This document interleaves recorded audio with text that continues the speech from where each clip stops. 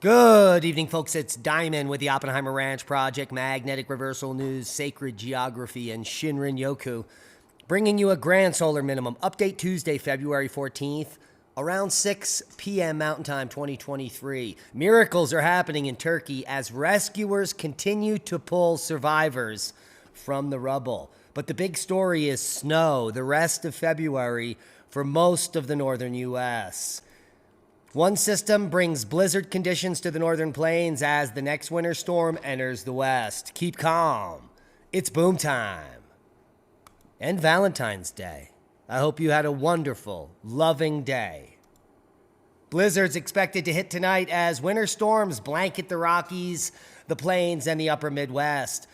The first storm is located over the central U.S. on Tuesday. Meanwhile, the second storm is still taking shape, and both storms will pack a punch that includes snow on the colder side and the potential for severe weather on the warmer side. We have the full forecast coming up in just a moment. It's a skier's delight. New Mexico mountains get a foot of the global warming goodness. North and central New Mexico saw a far-reaching snowstorm on Monday night, bringing it up to a foot of snow to parts of the state, and the snow continues to fall. As snow arrives in the Billings area today as well, there is a winter advisory issued for the Denver metro area with the heaviest snow further south in Colorado, and that's down where we are, down in the 5 to 10 range. And let's see if they have the totals. We're going to get to the snowfall total map in just a moment, as heavy snow is in the forecast for Thursday morning for Iowa, just southern Iowa mostly. There'll be a line right through the state from Council Bluffs through Ames and Waterloo. South of that line could be picking up a half a foot or more of that global warming goodness, as Anchorage, that's in Alaska, has seen almost double its usual snowfall since December. Look at that guy. It's above his head. He is bending down a little, isn't he? Now, there's back-to-back intense storms. A storm system with widespread winds, a few severe thunderstorms, and there should be blizzard conditions here, but they're going to be up here later in the week. A few severe thunderstorms with blizzard conditions will intensify rapidly while lifting through the plains today. Meanwhile, another volatile storm will organize over the Four Corners region today with heavy mountain snow and high winds. This latter storm will produce a lengthy streak of snow and widespread severe storms on Wednesday and Thursday. Click on your county for your winter storm watches and warnings. And blizzard warnings here up in 3 states in about a dozen or more counties. So let's walk the snow through. Where were we? Okay, here we are. Tuesday through Wednesday, that snow is going to continue to fall in my region all of Wednesday as the storm moves up through the plains, bringing some moderate snow up here to Minnesota and South Dakota. As the system leaves the Four Corners, it will bring with it a more precipitous amount of snow, moving through Kansas on Thursday, as well as Iowa. Friday morning, it should be in southern Wisconsin and northern Michigan, and then hit the northeast in the higher elevations at the beginning of the weekend. Another system is lining up to move across the country midweek towards the beginning of the weekend to bring heavy snow to the northeast. And take a look at this. Northern Indiana, northern Ohio, northwestern PA, northern Illinois, heavy snow. And if we move the models out through the end of the month, more snow, more nor'easters could be beasters. Now, rescuers are pulling more and more survivors 8 days after the quake, including brothers who probably kept each other alive. And this is actually the footage. Let's take a look. Gel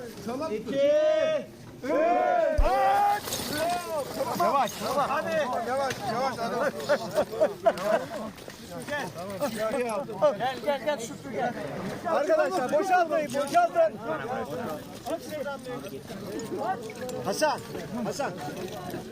Sağlık çağrıcı tamam. Geliyor abi. Alttan yan taraftan ses geliyor. Şu an hala ses var mı? Şu an efendim? Şu an etrafından her yerden ses geliyor. Hocam çek.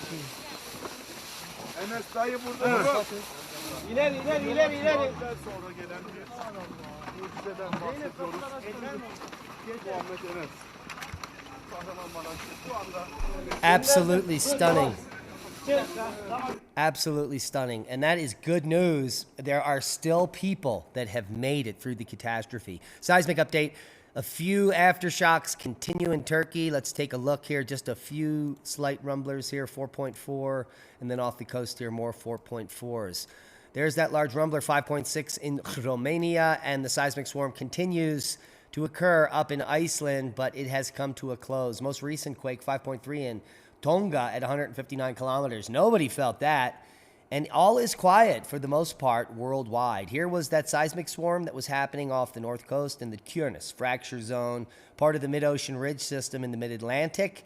But it looks like that, whatever that was, maybe it could be some volcanic activity deep under the ocean there. It has come to an end. Worldwide volcano news update. 2 new volcanoes to report on with some action, including Tangkuban Parahu in West Java and Bromo in East Java. So the Java volcanoes are kicking it up a notch. In fact, let's take a look at some of the data here. And this is the Jumala Gempa, which is probably tremor. And you can see it increasing here over the last, well, several days. Quite spectacular.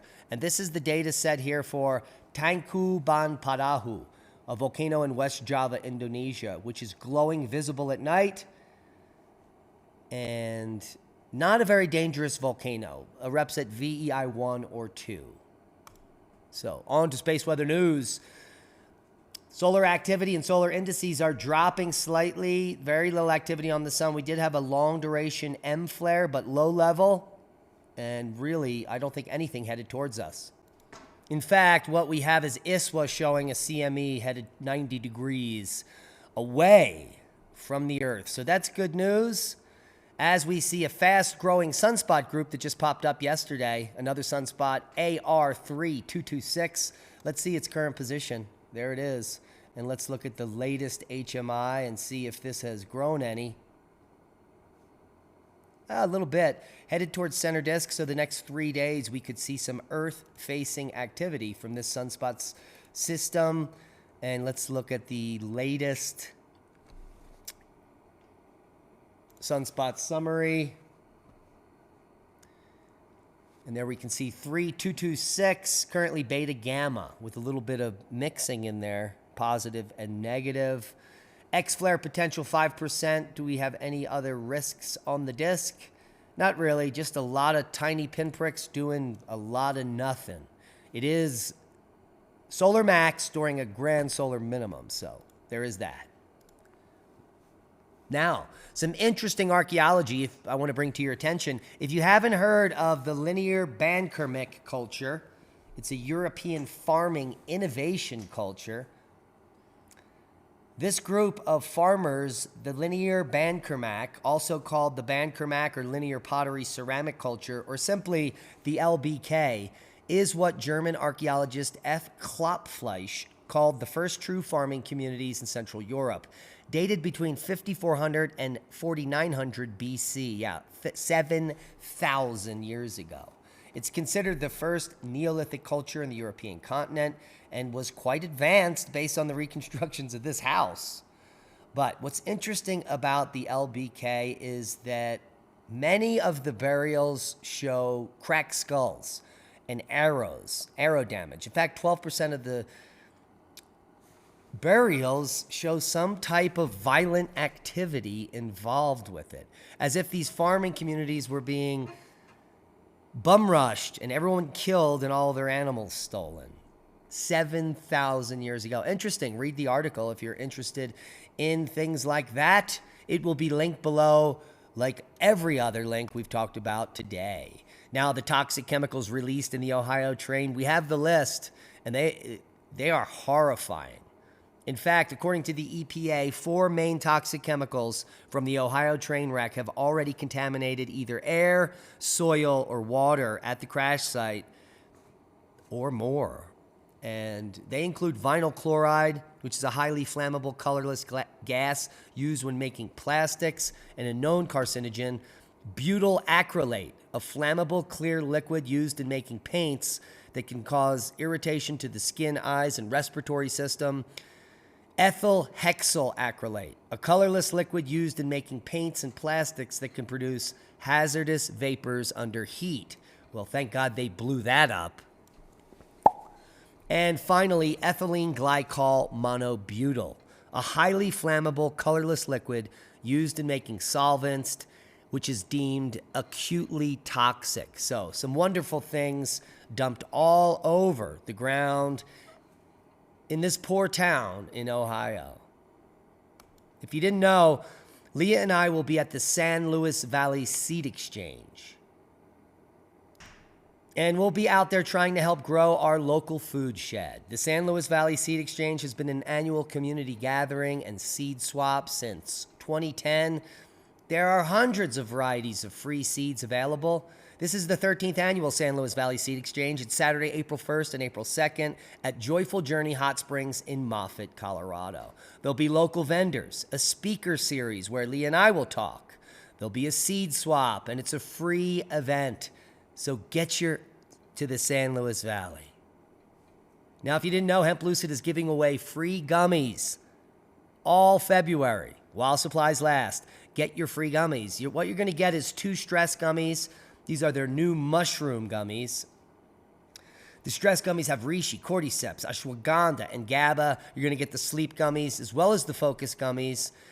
And you can get it with free shipping if you just put BOOM in the coupon code box. And that's a boom to knowledge. Proper prior planning prevents piss poor performance. Hope you got something out of the video. Subscribe to the channel if you haven't. Share this with like-minded people. Please give us a thumbs up. Support the algorithms. Be safe. We love you.